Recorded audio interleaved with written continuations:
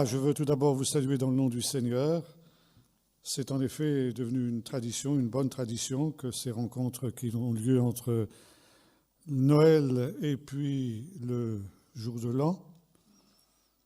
Et nous voici donc pour une nouvelle rencontre, semblable aux 11 qui ont déjà précédé, comme le disait tout à l'heure notre frère Michel Pelletier.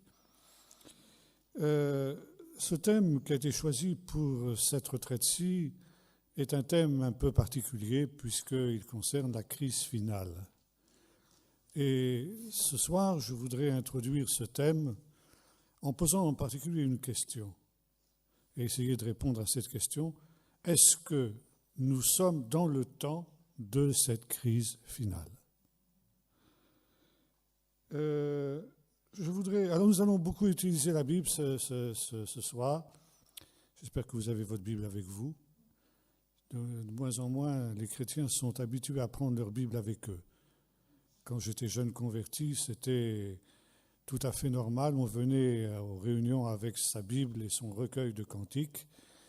Et aujourd'hui, on a les vidéoprojecteurs, alors on peut s'en passer. On a maintenant les smartphones et tous ces engins-là qui permettent aussi d'avoir la Bible directement. Mais à mon avis, rien ne remplace le bon vieux livre avec les pages que l'on tourne, qui sont usagées, qui sont soulignées, qui sont relues et relues. Et ça, c'est quelque chose d'important.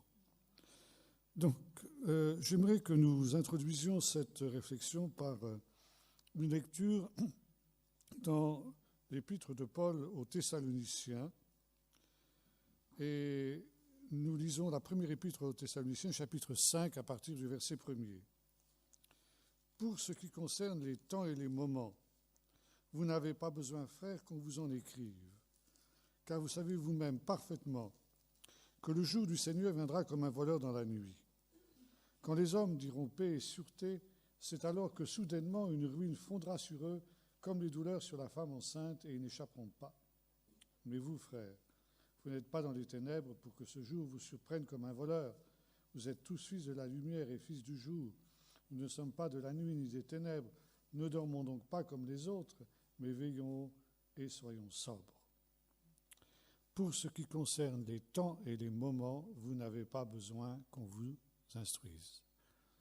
Et il est question ici de la crise finale. Vous savez, parce que tous les prophètes l'ont annoncé, que le jour du Seigneur viendra comme un voleur dans la nuit. Ça veut dire viendra par une crise soudaine, une crise surprenante. Et cette crise, elle sera surprenante pour ceux qui dorment, pour les inconvertis, pour les chrétiens assoupis, mais elle ne doit pas être une surprise pour ceux qui sont des véritables enfants de Dieu et ceux qui veillent. Pour ce qui concerne les temps et les moments. Et ces temps et ces moments sont en fait l'apogée de l'histoire. Cet apogée que nous vivons dans ces temps qui sont les nôtres. Et comment savoir si effectivement nous sommes véritablement dans cette crise finale, que nous soyons en crise? Ça, tout le monde le reconnaît, tout le monde l'admet. Mais cette crise est-elle la crise finale? Il y a eu, dans le passé, d'autres crises, peut-être même plus pénibles, plus difficiles que celles que nous connaissons aujourd'hui. Et elles n'ont pas été la crise finale. Qu'est-ce qui nous garantit que la crise que nous vivons est véritablement la crise finale? Eh bien, la réponse, elle tient dans un signe, un grand signe. Ce signe, c'est Israël. Et j'aimerais que ce soir, nous puissions voir comment nous vivons ici un temps extraordinaire, un temps d'accomplissement de prophéties qui se réalisent les unes après les autres, point par point, avec une précision extraordinaire qui ne nous permet pas de douter de l'inspiration prophétique. C'était déjà le grand homme de Dieu que fut Blaise Pascal qui notait que pour ce qui concernait la personne de Jésus, il y avait eu des accomplissements prophétiques extraordinaires qui montraient à n'en pas douter l'inspiration de l'Écriture. Que dirait-il s'il vivait de nos jours? Lui qui n'a pas vu ce que nous voyons, le quart des choses, que dirais-je, le dixième, le centième des choses que nous voyons là. Que dirait-il aujourd'hui? Je suis persuadé qu'il serait véritablement enthousiasmé. Il y a des temps d'épreuve. Et nous vivons un temps d'épreuve. Cette année 2017, c'est l'année 5777 au calendrier hébraïque. Et c'est en plus de ça l'année de 2 jubilés. On célèbre 2 jubilés cette année. On aura l'occasion d'en reparler. Jubilés, ce sont des périodes de 50 ans qui sont en réalité connectées par le fait que cette 50e année est une année d'intervention de Dieu. Alors je ne dis pas qu'il va y avoir cette année une intervention de Dieu, ça ne joue pas toujours comme cela. Mais il y a 2 jubilés qui vont se célébrer cette année. Le premier, c'est il y a 50 ans, la prise de Jérusalem au moment de la guerre des 6 jours. Jérusalem est redevenue juive. Et cette année, on va célébrer le 50e anniversaire de cet événement-là. Et puis, il y a un autre jubilé. Si on le prend, cette fois-ci, c'est 2 jubilés. C'était le 24 décembre 1917. Là aussi, nous aurons l'occasion de revenir sur cet événement qui était un événement prophétique important. Et à cette occasion-là, Jérusalem a été conquise par les Britanniques. Le général anglais Allenby est entré à Jérusalem à pied. Il n'a pas voulu rentrer à Jérusalem à cheval, car, disait-il, je ne veux pas entrer à cheval dans la ville où le roi des rois est entré sur un âne. Et quand il est arrivé en face des portes de Jérusalem, il a mis le pied à terre, il est descendu de son cheval, et c'est à pied, tête nue, qu'il est entré dans Jérusalem, qu'il libérait ainsi de 400 ans de joug ottoman. Et 400 ans, ça représente aussi plusieurs jubilés. Donc, nous vivons ici un temps particulier, c'est comme si le Seigneur nous disait de prendre particulièrement attention au temps dans lequel nous vivons, même si, bien sûr, je n'irai pas aussi loin que certains le font, en disant que parce que nous vivons ces 2 jubilés, cette année va être une année marquée par des événements extraordinaires. Je referai à cela une réponse de Normand, peut-être bien que oui, peut-être bien que non, on verra bien. Dieu n'est pas tenu à des nécessités de ce type-là, il le fait comme il le veut et comme il l'entend, mais ce qui est important, c'est que nous nous souvenions de ces 2 événements prophétiques extraordinaires qui, dans les 2 cas, sont la libération de Jérusalem. Libération du joug musulman en 1917 et puis libération par Israël en 1967. Il est très intéressant de noter que ces coïncidences prophétiques, nous les retrouvons aussi dans tous les événements que nous vivons ces temps. Il y a 50 ans, j'étais étudiant à l'université hébraïque de Jérusalem et il y avait un curieux personnage qui vivait à Jérusalem à cette époque-là. Il se nommait M. Chaim Shvili. Cet homme n'était pas à proprement parler un prophète dans le sens de ce que l'on entendrait aujourd'hui, c'est-à-dire quelqu'un qui avait des révélations et des intuitions prophétiques charismatiques, disons. Ce n'était pas un charismatique, c'était quelqu'un qui étudiait la Bible. C'était quelqu'un qui étudiait les prophéties. Et vraisemblablement, il y avait certainement quand même une part de l'Esprit de Dieu qui l'animait. Et ce monsieur Shvili a pu faire un certain nombre de prédictions qui se sont réalisées point par point à la lettre. Non pas parce qu'il était une sorte de super Madame Soleil, mais tout simplement parce qu'il savait lire les Écritures, il savait déchiffrer le sens des prophéties. Je n'ai plus exactement le souvenir de tous ces raisonnements, mais j'ai gardé le souvenir d'un certain nombre de dates qu'il avait données. Et c'est ainsi qu'en 1945, c'est-à-dire à la fin de la Première Guerre mondiale, il avait pu annoncer le rétablissement de l'État d'Israël pour l'année 1948. Et cela s'est produit exactement comme il l'avait annoncé. En 1965, et cela, j'ai pu le voir de mes yeux sur un livre qu'il avait écrit à cette période-là, en 1965, à cette époque, Jérusalem était coupée en deux. 1948 avait été un temps prophétique extrêmement important à l'horloge de Dieu, puisque après 2000 ans d'éclipse, l'État d'Israël était ressuscité et seulement Jérusalem n'était pas véritablement revenu entre les mains d'Israël. La guerre de 1948 avait été une guerre extrêmement dure. Israël n'était pas du tout sûr de la gagner et il n'a pas fallu moins que plusieurs miracles de Dieu pour qu'Israël survive et qu'Israël puisse gagner cette guerre. Mais il l'a fait avec de lourdes pertes et avec un prix très lourd qu'il a dû aussi payer.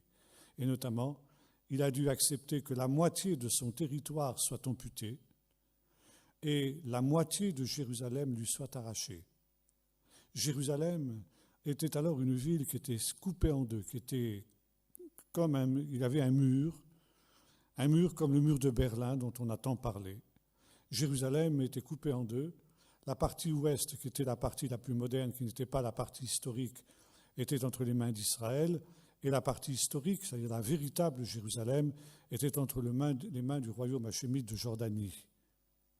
Et entre les deux parties de la ville, il n'y avait strictement pas le moindre contact, il n'y avait qu'une seule porte qui permettait aux diplomates ou aux gens de grande importance de passer dans des conditions extrêmement précaires, mais autrement, il n'y avait strictement aucun contact entre les deux parties de la ville.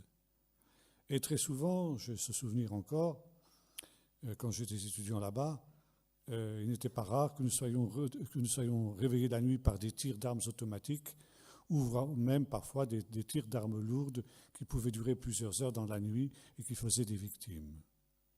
C'était le sort de Jérusalem à cette période-là. Jérusalem était donc une ville coupée en deux. Et vous avez un psaume aussi qui annonce cette situation-là. C'est le psaume 122 qui nous dit ceci: « Jérusalem, tu es construite comme une ville dont les deux parties sont réunifiées. » Jusqu'à 1948, jusqu'à la partition de Jérusalem, jusqu'à la division de Jérusalem en deux, il était très difficile de comprendre cette prophétie-là, parce que, qu'est-ce que ça veut dire? Tu es bâti comme une ville dont les deux parties sont réunifiées. Jusqu'à 1948, il n'y avait pas deux parties à Jérusalem. Mais à partir de 1948, ce fut le cas. Israël n'a pas réussi à s'emparer de la partie historique de Jérusalem. Et M. Chaim Shvili, en 1965, a pu annoncer qu'en 1967, Jérusalem serait réunifiée, que le psaume s'accomplirait et que cela se ferait à la suite d'une guerre éclair dont l'origine serait un problème maritime. Et ce fut exactement le cas. C'est à cause du fait que les Arabes avaient fermé un détroit qui permettait l'approvisionnement à Israël en pétrole, ça veut dire à couper le cordon ombilical qui permettait le ravitaillement d'Israël en pétrole, que la guerre a éclaté. Israël était asphyxié. Sans pétrole, aujourd'hui, aucun pays ne peut vivre. Et par conséquent, Israël était asphyxié. Israël n'a pas eu d'autre choix que d'entreprendre une campagne militaire pour débloquer le détroit de Tiran et permettre à nouveau l'approvisionnement d'Israël en pétrole. À cette époque-là, il n'était pas question de Jérusalem. Il n'était pas question, et personne n'imaginait que Jérusalem puisse redevenir juive. Et puis, d'une manière totalement inattendue, alors que le contentieux était avec l'Égypte, entre Israël et les pays arabes étaient essentiellement avec l'Égypte, c'était l'Égypte qui avait fermé le détroit de Tirane, eh bien, le roi Hussein de Jordanie s'est mis dans la bagarre. Et nous étions à Jérusalem à cette époque-là, je me souviens de cette bataille qui a éclaté brusquement, alors que s'il faisait un calme absolument extraordinaire dans Jérusalem à cette période-là, alors que nous savions qu'il y avait des combats importants qui se déroulaient dans le sud, mais à Jérusalem, tout était calme. Et j'étais à ce moment-là stagiaire avec le pasteur Zev Kaufman, qui était le pionnier de l'œuvre messianique en Israël, et nous pensions qu'il n'était pas impossible que la guerre aussi gagne Jérusalem. Et le pasteur Kaufman m'avait envoyé dans la librairie voisine pour acheter du papier noir, pour coller sur les fenêtres, pour faire un blackout la nuit, si jamais, pour éviter que nous soyons bombardés. Je n'avais pas fait 100 mètres en dehors de la ville que des tirs ont éclaté de partout. Et immédiatement, le général Uri Narkis, qui commandait le front central, le front de Jérusalem, a décroché le téléphone et a appelé le maire de Jérusalem, Teddy Kollek, en lui disant « Les Arabes tiennent absolument à faire de toi le maire de Jérusalem unifié ». Et 3 jours plus tard, c'est exactement ce qui s'était passé. Jérusalem était réunifiée. Le psaume était accompli, Jérusalem, tu es construite comme une ville dont les 2 parties sont réunifiées. Et ça, personne ne s'y attendait, c'était la surprise des surprises. Et lorsque la nouvelle est arrivée aux soldats qui étaient en Égypte et qui étaient en train de combattre là-bas, ça a été une explosion de joie parce que c'était le rêve qui était celui d'Israël depuis 2000 ans. Et pour nous, chrétiens, c'était quelque chose de plus. C'était l'accomplissement de la prophétie de Jésus qu'on trouve dans le chapitre 21 de l'évangile de Luc, verset 23.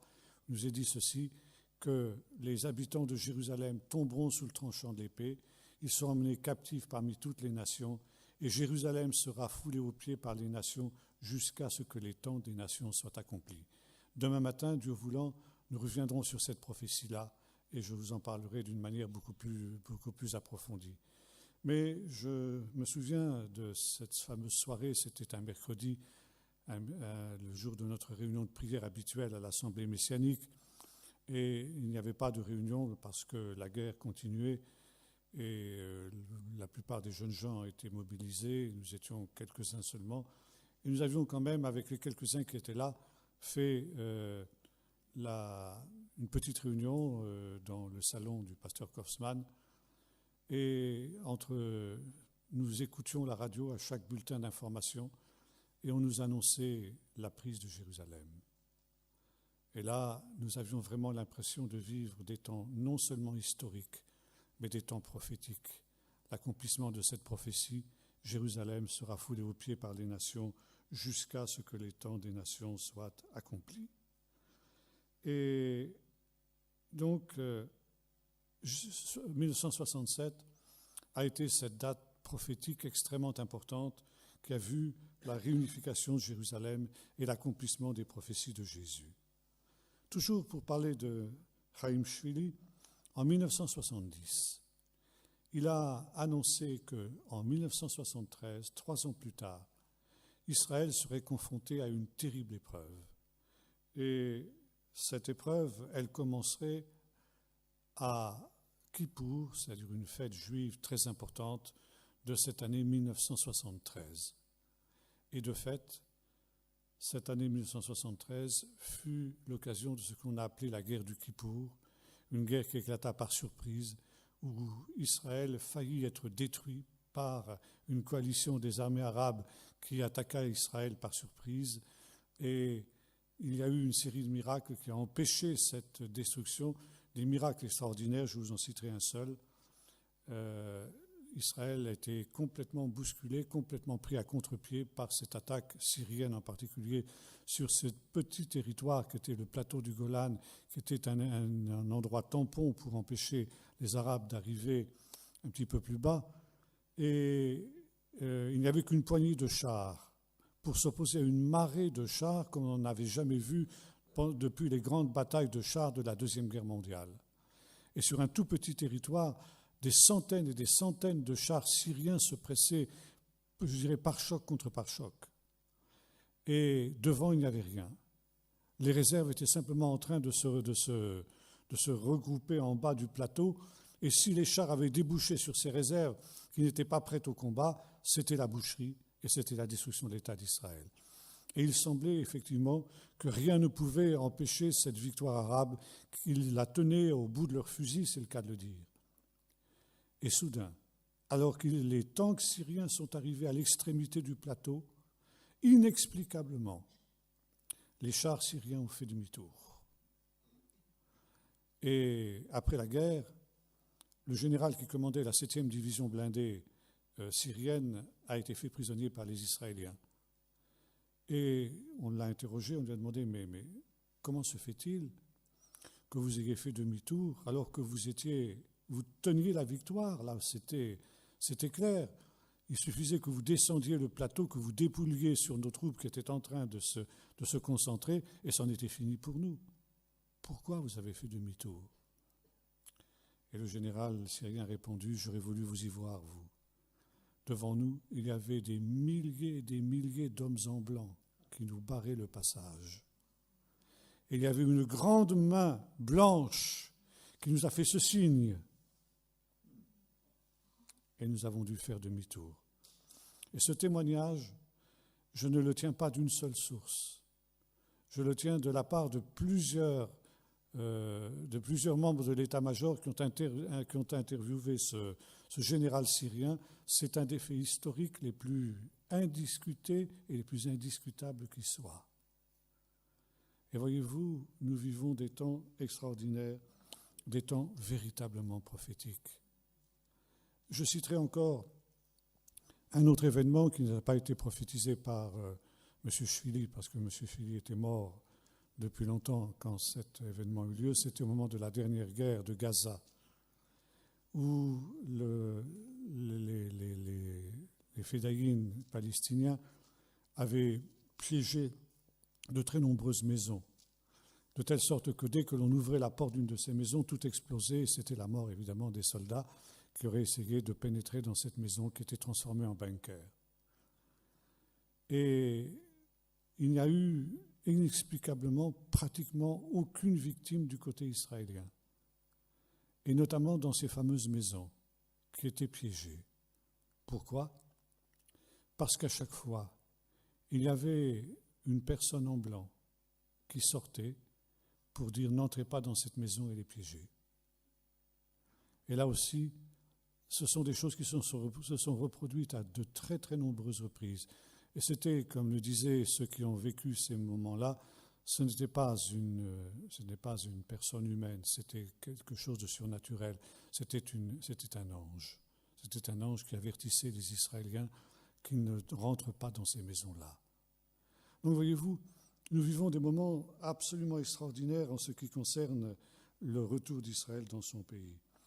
Alors maintenant, je voudrais que nous puissions prendre un certain nombre de textes prophétiques qui nous montrent chacune des étapes de cette résurrection de l'État d'Israël. Tout d'abord, au chapitre 11 du livre du prophète Ésaïe, verset 11. Ésaïe 11, verset 11, vous allez chercher dans vos Bibles. Si vous avez vos Bibles, vous pouvez suivre avec moi.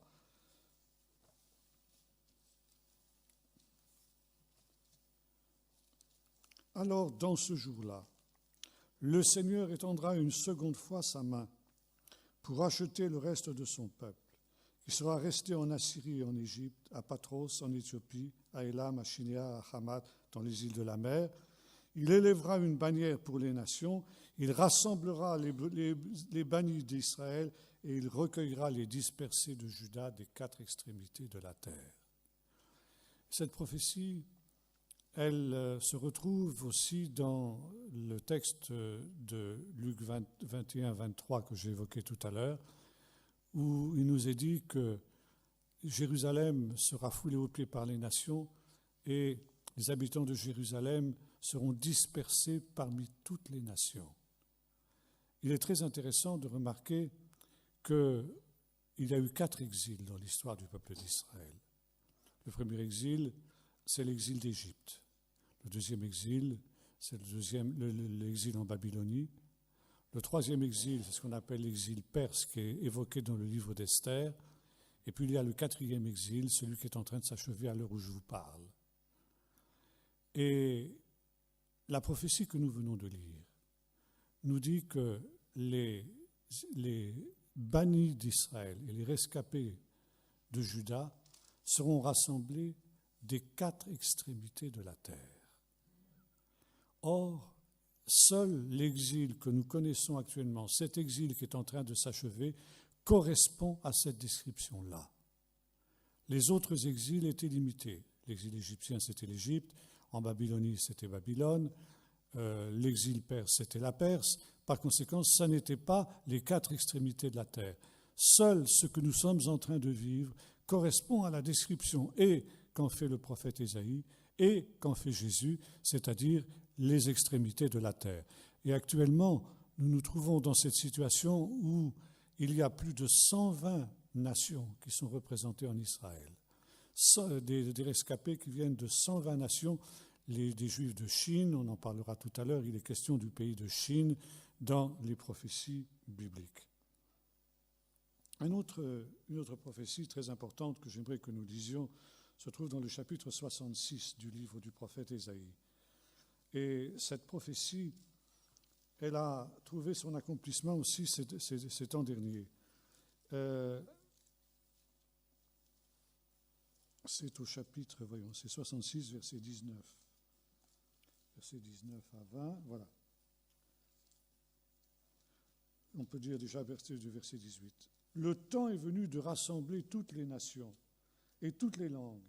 Elles viendront et elles verront ma gloire.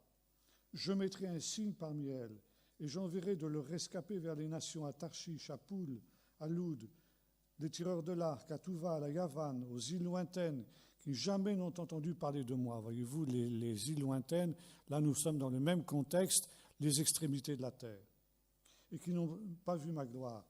Ils annonceront ma gloire parmi les nations.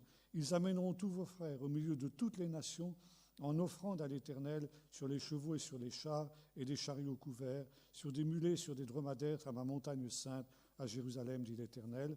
Comme les fils d'Israël apportent leurs offrandes dans un vase pur à la maison de l'Éternel, je prendrai aussi parmi eux des sacrificateurs et des Lévites, oracle de l'Éternel.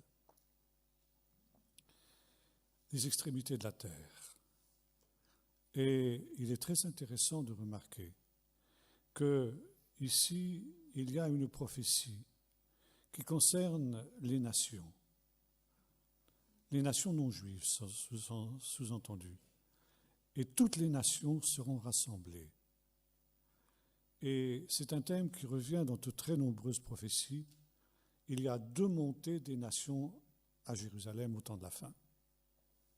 Une première montée pour la guerre, pour essayer de détruire Israël, pour essayer de parachever l'œuvre d'Hitler, et une deuxième montée, après que Dieu ait confondu ces nations, et ça ce sera aussi la crise finale dont nous aurons l'occasion de reparler, je reviendrai sur ce thème, là aussi, sur ce thème de la montée des nations pour la guerre, et puis le Seigneur brisera les armes de guerre, le Seigneur confondra ces nations, et ces nations désarmées, ces nations pacifiées, se convertiront à l'Éternel et viendront en pèlerinage à Jérusalem pour chercher la parole de Dieu, car de Sion sortira la Torah et de Jérusalem la parole de l'Éternel. Et cette montée des nations pour la paix, cette fois-ci, ce n'est pas une montée pour la guerre, mais bel et bien une montée pour la paix, c'est quelque chose que nous retrouvons ici dans le texte que nous avons lu. Seulement, pour que cette prophétie s'accomplisse et que les nations viennent à Jérusalem, il faudra qu'elles aient entendu parler du Dieu d'Israël. Pour qu'elles aient cette soif de chercher la Torah, il faudra qu'elles aient connu la Torah, c'est-à-dire la Bible. Et là aussi, nous avons une prophétie de Jésus qui reprend ce thème. C'est le jour de l'Ascension, alors que Jésus annonce aux disciples que dans quelques jours, après son départ, eux, les disciples, seront à Jérusalem remplis du Saint-Esprit, baptisés dans le Saint-Esprit. Et les apôtres demandent à Jésus, « Seigneur, est-ce en ce temps-là que tu rétabliras le royaume d'Israël ?» Et Jésus ne dit pas qu'il ne rétablira pas le royaume d'Israël. Il laisse même entendre qu'il le fera. Mais il déclare, ce n'est pas à vous de connaître les temps et les moments de ce rétablissement-là. C'est moi qui l'ajoute, mais c'est sous-entendu dans le texte. Ce sont des moments que le Père a fixés de sa propre autorité. Mais ce Saint-Esprit que vous allez recevoir, cette puissance que vous allez recevoir, ce sera une puissance qui vous sera donnée pour que vous soyez mes témoins à Jérusalem, en Judée, en Samarie et jusqu'aux extrémités de la terre. Il fallait donc que les extrémités de la terre soient atteintes par l'Évangile pour que le royaume d'Israël soit rétabli et par conséquent pour que Jérusalem et pour que le Messie revienne. Le royaume d'Israël, c'est le royaume de Jésus sur Israël. Nous venons de célébrer Noël et peut-être que vous avez relu à cette occasion les récits de ce qu'on appelle les évangiles de l'enfance, notamment les 2 premiers chapitres de l'évangile de Luc. Et dans ce premier chapitre de l'évangile de Luc, il y a un épisode qui est l'annonciation à Marie. L'ange Gabriel vient annoncer à Marie qu'elle va devenir la mère du Messie. Et parlant de l'enfant qui va naître, l'ange déclare ceci à Marie, « Et le Seigneur Dieu lui donnera le trône de David son père, il régnera sur la maison d'Israël à perpétuité. » Donc le royaume d'Israël, c'est lorsque cette prophétie de l'ange Gabriel s'accomplira. Jusque maintenant, elle ne s'est pas encore accomplie. Au contraire, les représentants du peuple d'Israël ont dit « Nous ne voulons pas qu'il règne sur nous. » Mais un jour viendra où il régnera sur la maison d'Israël, et cela à perpétuité, un règne qui n'aura pas de fin. Alors il rétablira le royaume d'Israël. Quand cet événement aura-t-il lieu ? Eh bien, c'est annoncé d'une manière claire lorsque l'Évangile aura atteint les extrémités de la terre.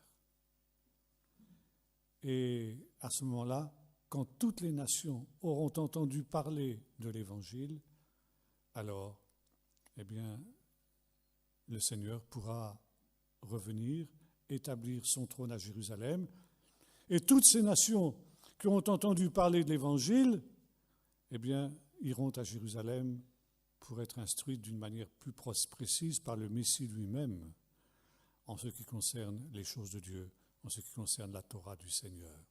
Ça, c'est la perspective glorieuse vers laquelle nous nous acheminons et qui sera le terme de l'histoire, ce règne millénaire de Jésus qui nous est aussi décrit dans le livre de l'Apocalypse et dans de très nombreuses paraboles que nous avons eu l'occasion de méditer ensemble il y a de cela quelques années, ce qu'on appelle justement à cause de cela les paraboles du royaume. Maintenant, je reviens de prophétie d'Ésaïe 66. Il est question de ces extrémités de la terre, de ces îles les plus lointaines, qui apporteront au Messie des offrandes.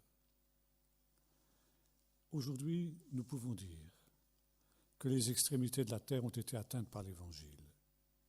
Ça ne veut pas dire que tout le monde a obligatoirement entendu parler de l'Évangile, mais il n'y a pas une seule nation aujourd'hui où l'Évangile n'ait pas été proclamé. Et au temps de la fin, il ne nous est pas dit que le monde entier se convertira à Jésus. Ça, c'est une dangereuse hérésie, d'ailleurs, qui est en train de faire des ravages considérables aujourd'hui à partir des États-Unis, ce qu'on appelle le royaume maintenant. J'ai écrit là-dessus dans notre dernier Keren, parce que c'est une hérésie très très dangereuse qui vient aujourd'hui. Mais quand nous lisons le livre de l'Apocalypse, au chapitre 7 en particulier, nous voyons qu'il y a des représentants devant le trône de Dieu. il y a des représentants de toute nation, de toute tribu et de toute langue. Ça ne veut pas dire que toutes les nations et toutes les tribus et toutes les langues sont rassemblées devant le trône de Dieu, sont convertis au Seigneur, mais il y a des membres, des représentants de ces tribus, de ces langues et de ces nations qui se trouvent représentés devant le trône de Dieu. Et aujourd'hui, nous pouvons dire qu'il n'y a plus une seule nation, il n'y a plus une seule tribu, il n'y a plus une seule langue où l'Évangile n'ait pas été annoncé. Et la dernière ethnie qui a été évangélisée l'a été dans les années 60 du siècle dernier. C'était en Nouvelle-Guinée, chez ce qu'on appelait les Papous. Et cette ethnie était une ethnie extrêmement féroce, extrêmement barbare, cannibale, etc. Et c'était des gens qui étaient très très fermés à l'Évangile. Et un missionnaire canadien qui s'appelait Don Richardson a eu à cœur d'aller évangéliser ces gens-là. Il a eu un mal fou pour leur apporter l'Évangile. Mais le Seigneur est intervenu d'une manière miraculeuse et un puissant réveil a éclaté au milieu de cette ethnie-là. Et c'était la dernière ethnie qui n'avait pas été atteinte par l'Évangile. 1960 jusqu'à aujourd'hui, beaucoup de temps a passé, mais ces gens-là ont des descendants. Et il y a quelques années de cela, dans leurs îles qui sont situées aux antipodes, qui sont exactement à l'opposé d'Israël, si vous prenez une carte, un globe terrestre, vous verrez que la Nouvelle-Guinée, elle est exactement aux antipodes d'Israël. Eh bien, ils ont lu ce texte que nous venons de lire dans Ésaïe 66. Et ils ont dit, les îles les plus lointaines, c'est nous ça. Et par conséquent, il faut que nous accomplissions la prophétie biblique. Il faut que nous apportions des offrandes à Jérusalem.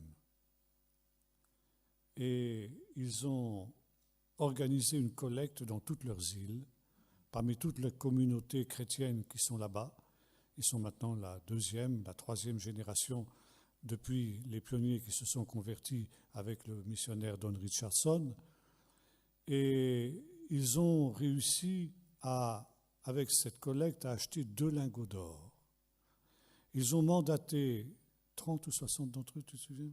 30 d'entre eux pour les emmener à Jérusalem conformément à ce qui est écrit dans la prophétie que nous avons lue ici. Et c'est ainsi qu'ils sont arrivés au moment de la fête des tabernacles. La fête des tabernacles est une fête très spéciale. C'est un des 3 grands pèlerinages à pied, c'est la plus grande fête, la plus importante de toutes les fêtes d'Israël. Et à cette occasion-là, il y a toujours de grandes festivités, une grande joie. Et puis, il est écrit dans le livre de Zacharie qu'au temps de la fin, ce fameux pèlerinage des nations dont nous avons parlé aura lieu au moment de la fête de Sukkot, c'est-à-dire au moment de la fête des tabernacles. Les nations se rendront à Jérusalem pour célébrer la fête des tabernacles. Et depuis 1981, maintenant, une organisation internationale a pris l'initiative d'anticiper cet événement. Et tous les ans, au moment de la fête de Sukkot, il y a des représentants des chrétiens qui viennent du monde entier pour célébrer la fête à Jérusalem. Et il y a des conférences, il y a des visites, il y a toutes sortes de manifestations. Et ça culmine par ce qu'on appelle la marche des nations. Les nations qui sont représentées à Jérusalem défilent dans Jérusalem avec des drapeaux, les drapeaux de leurs différentes nations. S'ils ont des costumes nationaux, ils sont en costume national. Il y a des grandes banderoles qui manifestent le fait qu'ils sont solidaires avec l'État d'Israël. Et donc ces papous, ces 30 papous dont je vous parlais tout à l'heure, sont arrivés à Jérusalem au moment de cette fête des tabernacles, 3 semaines avant, très exactement. Et c'était le moment où mon fils est allé s'établir en Israël et il s'est trouvé précisément logé au même endroit que ces papous. Il a vécu 3 semaines au milieu de ces gens-là. Et il pouvait nous dire que c'était le ciel sur la terre. Ces gens-là vivaient dans une présence de Dieu absolument extraordinaire. Eux qui étaient encore, leurs ancêtres étaient cannibales il y a 1 ou 2 générations de cela. Il y avait un seul petit inconvénient, c'est qu'ils chantaient jour et nuit, c'était difficile de dormir. Et le jour de la fête étant arrivé, le jour de cette marche des nations étant arrivé, ils ont revêtu leurs costumes nationaux, alors c'était très très pittoresque. Ils avaient leurs peintures un peu partout, ils avaient leurs plumes, etc., leurs saguets, leurs arcs, leurs flèches, leurs coiffures, etc. Enfin, c'était vraiment très très folklorique. Et ils ont défilé de cette manière-là à Jérusalem. Évidemment, les télévisions israéliennes étaient braquées sur eux. Et à l'issue de la marche, ils ont offert les 2 lingots d'or aux autorités israéliennes. Et les rabbins pleuraient en disant « ça, c'est l'accomplissement des prophéties ». Nous sommes arrivés à ce moment où les extrémités de la terre ont été atteintes. Paul appelle cela d'une autre expression dans l'Épître aux Romains au chapitre 11. Il dit « Je ne veux pas, frères, que vous ignoriez ce mystère, afin que vous ne vous regardiez pas comme sages à vos propres yeux, c'est qu'une partie d'Israël est tombée dans l'endurcissement jusqu'à ce que, on dit en grec, le pléroma des nations soit entré. Pléroma, on traduit ça par la plénitude, la plénitude en général, je crois que c'est comme ça que l'on traduit à peu près d'une manière générale. Ça veut dire jusqu'à ce que les extrémités de la terre aient été atteintes, jusqu'à ce que toutes les nations aient eu l'occasion d'entendre l'Évangile. Or, nous sommes, nous, maintenant, aujourd'hui, dans cette situation où, encore une fois, peut-être y a-t-il encore quelques ethnies qui ne l'ont pas entendu, mais ça doit être très minime. Peut-être que c'est aussi à cause de cela que le Seigneur retarde son retour. Mais en tout cas, l'essentiel est fait. Et par conséquent, le royaume d'Israël peut être rétabli à tout moment. Jésus, le roi d'Israël, peut revenir, s'asseoir sur le trône de David, son père, comme l'avait annoncé l'ange Gabriel à Marie, sa mère, et par conséquent, les choses peuvent se dérouler exactement comme elles ont été promises. Nous lirons un autre texte maintenant, si vous le voulez bien, dans Ésaïe 43, verset 5. Alors, Ésaïe, ici je suis, oui, Ésaïe 43, voilà, verset 5. Voici ce que le Seigneur dit à Israël par la bouche du prophète. « Sois sans crainte, car je suis avec toi. Je ramènerai de l'Orient ta descendance. Je te rassemblerai de l'Occident. Je dirai au nord, donne, et au midi, au sud, ne retiens pas. Fais venir mes fils de loin et mes filles des extrémités de la terre. » Donc, là aussi, nous avons cette prophétie sur le retour d'Israël des 4 extrémités de la terre. Et au chapitre 49, il nous est dit ceci, au verset 12, « Les voici, ils viennent de loin. Certains viennent du nord et de l'ouest, et les autres du pays de Sinim. » Sinim, Sin en hébreu, c'est la Chine. Ils viennent du pays de la Chine. Et ça, c'est un des miracles extraordinaires. On a découvert, il y a quelques années, qu'il y avait des Juifs en Chine. C'était un professeur de l'université de Nankin qui, faisant des recherches, a découvert qu'il était de descendance juive. Et il a été intrigué, il a fait des recherches, il a découvert qu'il y avait eu de très très nombreux Juifs en Chine et qu'il y avait encore aujourd'hui en Chine de très très nombreux Juifs qui avaient oublié plus ou moins qu'ils étaient Juifs, mais qu'ils l'étaient. Et depuis ce temps-là, il y a en Chine de très très nombreux descendants de ces tribus perdues qui reviennent au judaïsme et qui ont envie de revenir en Israël. Et aujourd'hui, nous avons des Juifs chinois qui sont établis en Israël. Donc ici, la prophétie s'accomplit d'une manière prodigieuse et d'une manière absolument extraordinaire. Vous avez quelque chose de semblable dans Jérémie 31, versets 4 et 5.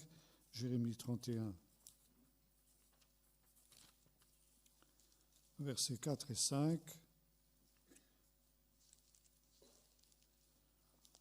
Je t'aime d'un amour éternel, c'est pourquoi je te conserve ma bonté. Je te rebâtirai, tu seras rétabli, vierge d'Israël. Tu auras encore des tambourins pour parure. Tu sortiras au milieu des danses de ceux qui t'égayent. Tu planteras encore des vignes sur les montagnes de Samarie. Les planteurs planteront et récolteront, car il y a un jour où les gardes crient sur les montagnes d'Israël, « Levez-vous, montons à Sion. » Tu planteras encore des vignes sur les montagnes de Samarie. Ça aussi, c'est un des grands, grands miracles de ce temps. Personne ne pensait, il y a quelques années encore, que Israël serait un pays qui produirait du vin. Et pas n'importe quel vin. Depuis plusieurs années maintenant, les vins israéliens raflent tous les premiers prix des concours internationaux. Ils sont cotés parmi les meilleurs vins du monde. Et la plupart de ces vignobles sont plantés sur les montagnes de Samarie, exactement comme l'a annoncé ici le prophète. Et lorsque j'ai enquêté à ce sujet-là, on m'a expliqué ce phénomène, ce miracle assez extraordinaire qui s'est produit. En réalité, à l'époque biblique, on cultivait les vignes sur les montagnes de Samarie. Et puis, c'était un vin qui était extrêmement prisé, extrêmement apprécié, et notamment des soldats romains qui étaient en garnison en Israël. Et les soldats romains ont tellement apprécié le vin d'Israël qu'ils ont pris des cépages et qu'ils les ont ramenés en Europe, et en particulier en Italie et en France particulièrement dans la région de Bordeaux. Et c'est ainsi que les vins de Bordeaux, qui sont les vins parmi les plus réputés qu'on connaisse en France, sont en fait les descendants des cépages qui viennent d'Israël. Et au moment de la résurrection de l'État d'Israël en 1948, un peu avant déjà, il y avait un mécène juif qui était le baron de Rothschild, qui, pour donner du travail aux immigrants qui arrivaient en Israël, avait imaginé de cultiver la vigne. Il s'était dit, si à l'époque biblique, on a cultivé dans ce pays la vigne, il n'y a pas de raison que ça ne soit pas encore possible. Entre-temps, le pays était tombé entre les mains des Arabes, et vous savez, les Arabes ne consomment pas de vin en principe. Et les Arabes avaient détruit toutes les vignes qu'il y avait à l'époque biblique. Et le baron de Rothschild a pris des cépages dans la région de Bordeaux et les a réinstallés en Israël. Et à la grande surprise de tout le monde, cette greffe a parfaitement et merveilleusement réussi. Et aujourd'hui, comme je disais tout à l'heure, on a parmi les vins les plus réputés du monde qui viennent de cet endroit-là. Alors, on voit ici cet extraordinaire mouvement. Les vins français sont originaires d'Israël, et puis les vins d'Israël sont originaires de France, mais c'est un retour aux sources, tout simplement. Ils sont revenus à leur origine première, qui était justement le pays d'Israël. Autre prophétie qui s'accomplit aujourd'hui à la lettre, c'est dans Ésaïe 60, verset 8.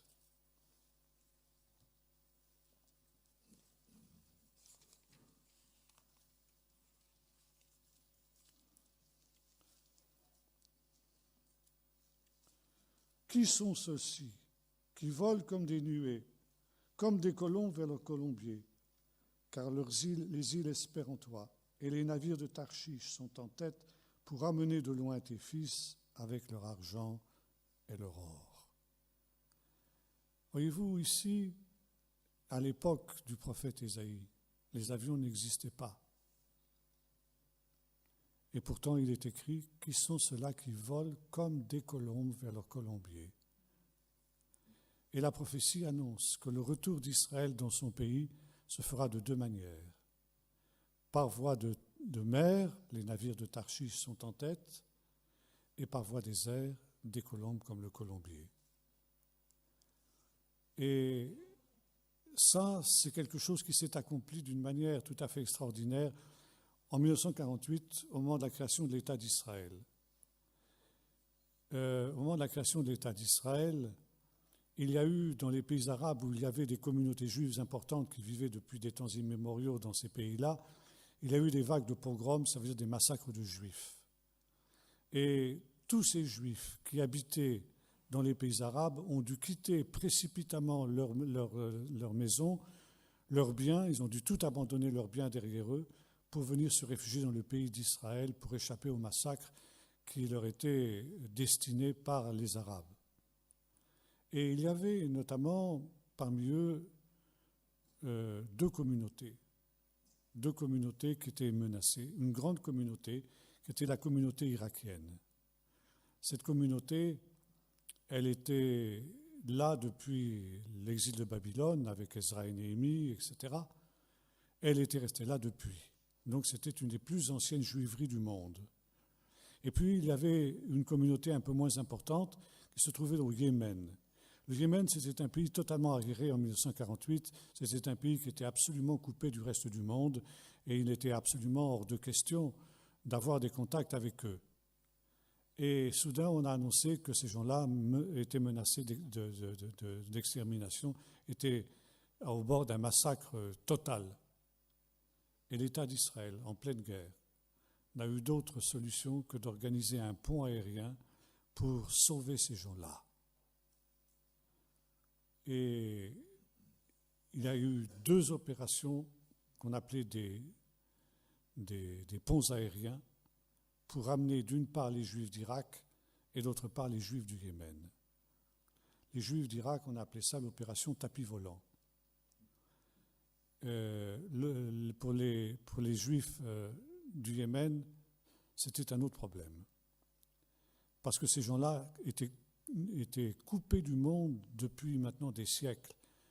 Même les autres juiveries n'avaient plus de contact avec les Yéménites.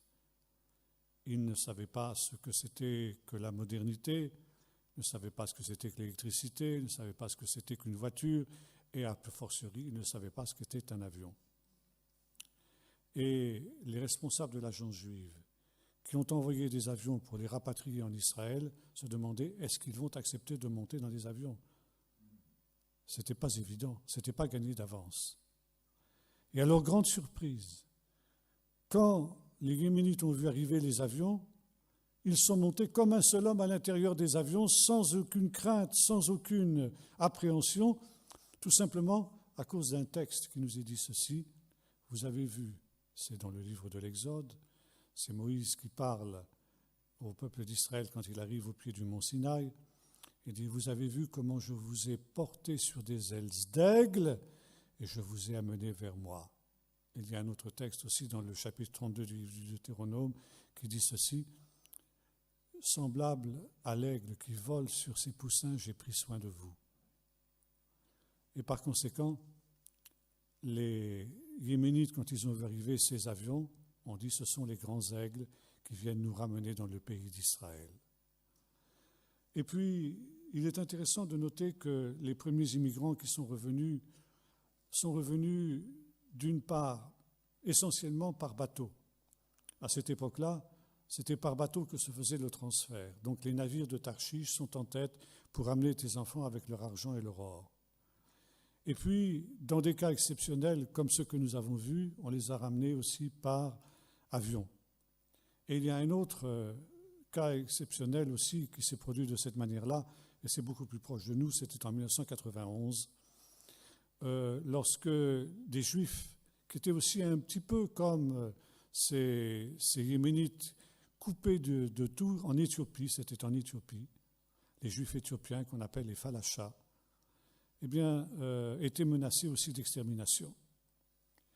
Et le gouvernement israélien avait réussi à obtenir de la part des États-Unis qu'ils négocient avec les rebelles une trêve de 72 heures. 72 heures, pas une heure de plus, pour rapatrier 18 000 falachas. Et par conséquent, il a fallu aussi organiser un pont aérien qui a été quelque chose d'assez extraordinaire pour rapatrier ces Juifs jusqu'en Israël. Donc ici, nous avons encore une fois l'accomplissement d'une prophétie.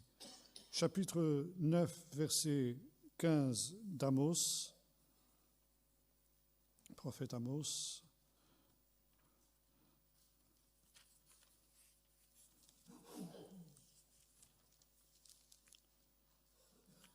Versets 14 et 15. « Je ramènerai les captifs de mon peuple d'Israël. Ils rebâtiront des villes dévastées et les habiteront. Ils planteront des vignes, ils en boiront le vin. Ils établiront des jardins, ils en mangeront le fruit. Je les planterai sur leur terre et ils ne seront plus jamais arrachés. » Donc c'est le dernier exil, il n'y aura pas d'autre exil. Et nous sommes véritablement dans la crise finale, nous sommes véritablement dans les temps de la fin de leur terre, celle que je leur ai donnée, dit l'Éternel, leur Dieu. Je vois que mon heure tourne, j'ai encore tellement de choses à dire, je vais donc résumer très rapidement. Ézéchiel 48, alors je ne vais pas faire les lectures parce que je vais gagner du temps un peu. Ézéchiel 48, verset 10, il est question d'une Shoah, que le retour d'Israël aura lieu après la Shoah, c'est-à-dire la destruction du judaïsme européen par Hitler. Ésaïe 49, verset 11, il est question de la loi du retour qui permet à tous les Juifs de revenir dans leur pays. Chapitre 61 d'Ésaïe, verset 4, Sophonie 2, verset 6. Ils rebâtiront des villes détruites, ravagées depuis longtemps. Et aujourd'hui, la plupart des villes bibliques ont été rétablies. Il n'y a que 3 villes qui n'ont pas été rétablies. Chorazin, Bethsaïda et Capernaum.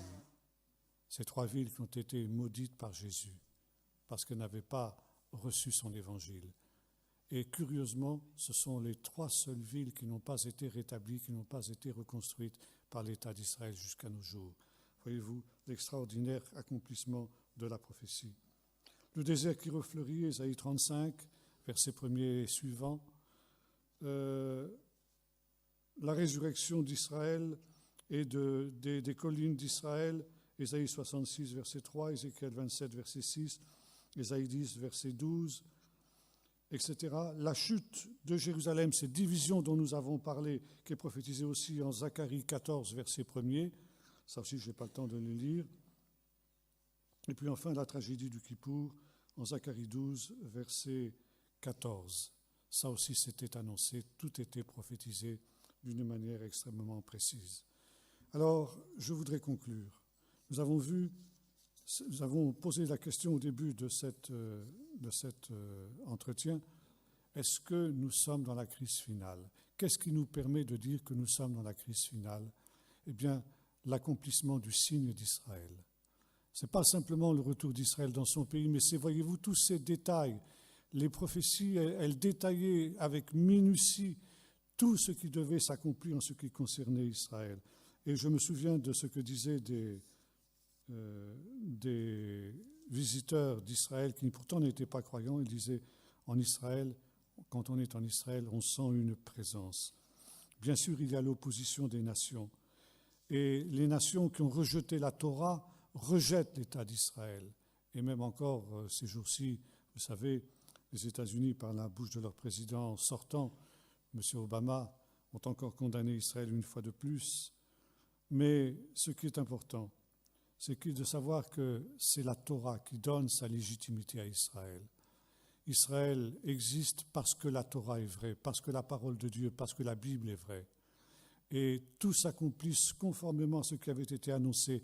Et en même temps, ça nous donne une confiance dans la parole de Dieu. Ça nous donne une confiance dans la légitimité de la parole de Dieu.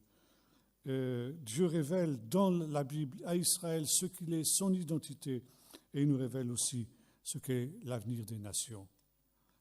Et voyez-vous, comme j'ai essayé de le montrer aussi, le sort des nations est lié à celui de Jérusalem et lié à celui d'Israël. Et notre avenir spirituel dépend de ce qui se passe à Jérusalem. Un visiteur disait ceci d'une manière très juste, il disait ceci: Jésus a donné un sens à ma vie, mais Israël a donné un sens à mon christianisme. Je trouve cette formule très belle. Jésus a donné un sens à ma vie et Israël a donné un sens à mon christianisme. Nous comprenons mieux quand nous nous approchons, nous méditons sur le mystère d'Israël, comme nous l'avons fait brièvement ce soir, nous comprenons que notre sort dépend de celui d'Israël, que nous ne pouvons pas être sauvés sans Israël, que nous ne pouvons pas connaître la rédemption du monde et c'est ce retour à Dieu qui est annoncé par les prophètes en dehors du rétablissement d'Israël. Et c'est pourquoi la renaissance d'Israël, l'accomplissement de ces prophéties devrait être pour nous un sujet d'une grande joie et de reconnaissance au Seigneur. Voilà, nous allons prier et terminer ce soir sur cette note-là. Seigneur notre Dieu, nous voulons dire avec le prophète, tes desseins annoncés d'avance se sont fidèlement accomplis. Et nous te remercions, Seigneur, de ce que nous pouvons vivre ces temps extraordinaires, ces temps d'accomplissement où nous pouvons voir les antiques prophéties se réaliser et trouver leur accomplissement sous nos yeux. Seigneur, nous te remercions de ce que tu as fait et de ce que tu fais encore pour ton peuple d'Israël aujourd'hui. Et merci, Seigneur, de nous le donner comme le grand signe de ce temps. Il est vrai, Seigneur, qu'il y a Israël qui devient aussi un sujet de crise pour le monde, parce que le monde rejette ta parole et par conséquent il rejette Israël. Et Seigneur, que cette crise finale, elle va être une crise douloureuse également. Mais Seigneur, nous savons que même si elle est douloureuse pour un temps, elle s'achèvera dans ce grand retour des nations à toi, Seigneur, ce grand rassemblement des nations pour chercher ta Torah, ta parole à Jérusalem. Aussi, Seigneur, nous te disons, viens bientôt dans ton règne, que bientôt la prophétie de l'ange s'accomplisse, que le Messie s'assied sur son trône, le trône de David, son père, et qu'il règne sur la maison d'Israël et sur le monde entier, dès maintenant et à jamais, au nom de Jésus. Amen.